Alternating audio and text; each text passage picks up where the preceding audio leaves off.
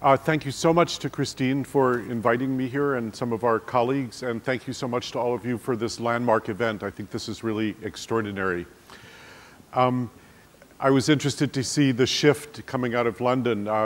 There's a filmmaker in the United States who just came up with a tagline for his film that says, "The shift is about to hit the fan." And I think that's sort of what's happening right now. The shift is truly hitting the fan.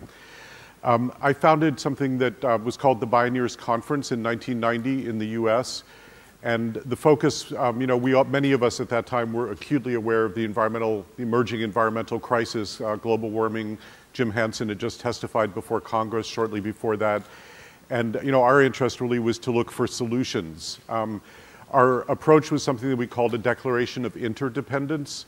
The American naturalist John Muir once said that everything in nature is hitched to everything else.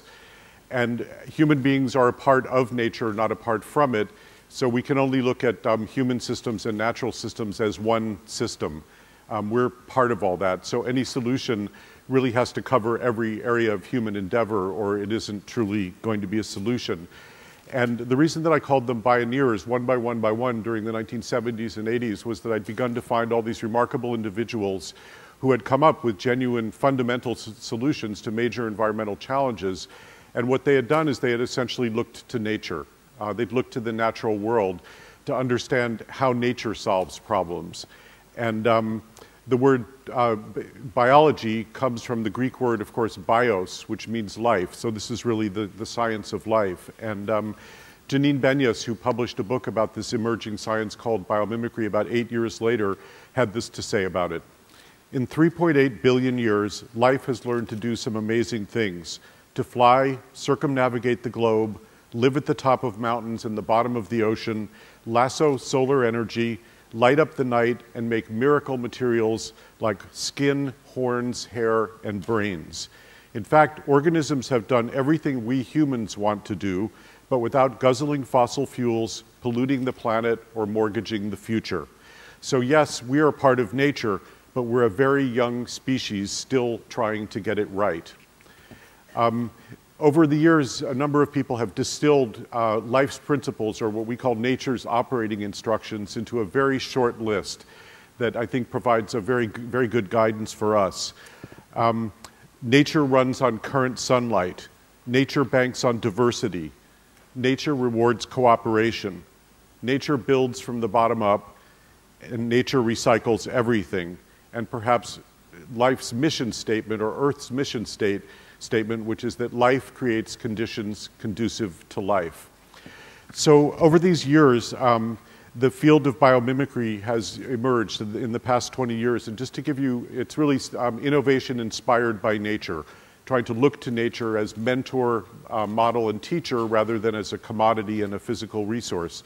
And just to give you a few of the outstanding examples, if you followed the last Olympics, the Summer Olympics, when Michael Phelps won the unprecedented 8 gold medals, some people behind the scenes, the word on the street was maybe it was the gear. He and the entire US team were wearing bathing suits that were modeled after shark skin, which is the most hydrodynamic substance we've found on the planet yet. In Japan, they had a tremendous problem with a bullet train that when it would go through very crowded neighborhoods and go from the open air into a tunnel would create huge sonic booms that were obviously horribly disruptive for the neighborhood. So one of their, one of their colleagues was a birder, and he wondered what bird could be comparable to the difference of the change of density of a medium of going from open air into a tunnel. So he watched the kingfisher bird, which dives from high altitude very straight down, very fast into the ocean to get fish. And they modeled the engine of the bullet train after the kingfisher. No more sonic booms, and a huge savings of energy from that redesign. In the US, the $8 billion wireless company Qualcomm was very interested in going after the $100 billion display screen industry. So what did they do? They looked at the butterfly. The butterfly has extraordinary color, such vivid color in its wings and its body, yet as it turns out there are no pigments in the butterfly. It does it by the structure of its cells, that are able to capture very, very low levels of light and create completely brilliant color. So Qualcomm has essentially imitated the wings of a butterfly now to create exceptionally vivid display screens that use, I think, 60% less energy. And then one just other example, just to give you a sense of the potential here. You know, here we are all talking about CO2 in the atmosphere. Paul Coates, a scientist in the US, has been looking at this, and he asked the basic question, which is the basic question of biomimicry: how would nature do it? What would a plant do? Well, a plant would treat CO2 as food and would actually turn it into its body. You know, and so what Paul has done is to create a way to act like a plant and to remove CO2 from the atmosphere and turn it into completely biodegradable green plastics. You know, so I think we need to, the worst failure we could have is a failure of the imagination in terms of how we look at these things. But, you know, beyond the sort of gee whiz technology and amazement that you feel from learning about these kinds of things, the real value of biomimicry is that it gives us a new set of eyes and a different way of seeing the world. Because we have 4 billion years of R&D behind us, and every organism in the web of life has an important lesson to teach us and an incredibly specific and unique value in the ecology. So there are some steps to go through. The first one is a step of humility, of listening to the genius that's all around us. The next step is to emulate that genius. And we're not, again, looking to take the physical stuff. We're really looking for the recipes, and we're looking for the processes that are behind this.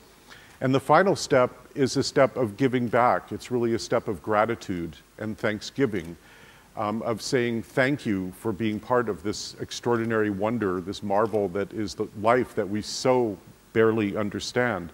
And Janine Benyus and her group, the Biomimicry Institute, whose website I highly recommend to you, they do a lot of education and training, has created a program for commercial companies that are using these kinds of innovations learned from nature. It's called Innovation for Conservation, where the companies are going to give back a portion of their profits to preserve the ecosystems and the organisms who, you know, that they benefited from in this regard. I was very interested to hear this last panel especially, but our role, just to give you a sense, you know, watching this movement over the last 20 years, our role with Pioneers originally was to really gather these kinds of solutions and then leverage it through communications and education to try to spread it more widely. And 20 years ago, you could know everybody in a field. It was a very much smaller world. Now it's hard to keep up anymore, and I've never seen a receptivity in the world such as there is now. Everybody recognizes that we have a big problem, and everybody is starting to look for real solutions. So I think that's where our role comes in. We hold a conference every year in California that now gets about 3,000 people a year. We beam it up by satellite to, this year it was about 20 communities around the US, all of which produce their own local Pioneers conferences, and it was about another 10,000 people or so at those. Our radio series is now on over 350 stations, including 10 countries. The interest is just skyrocketing. We are a source for the media, actually. We're usually behind the scenes ourselves, and we try to just bring attention to the people in project. So we've worked with Leonardo DiCaprio and his film The 11th Hour and others of that ilk. And then most recently we have started to become more international and just did a conference last May in Holland that was exclusively about biomimicry, really with the goal of helping to bring more attention to this in Europe and commercial interest. And there were many important outcomes, and our two next speakers also both participated in that, Jay Harmon and Andy Lipkis. But one of the outcomes was that the Triodos Bank, which is a sizable bank in Holland, that's a values-driven bank, attended a workshop about life's principles, and they're now going to redesign how the entire bank operates based on these biomimicry life's principles. So I think that's the kind of scale that, you know, is starting to emerge now.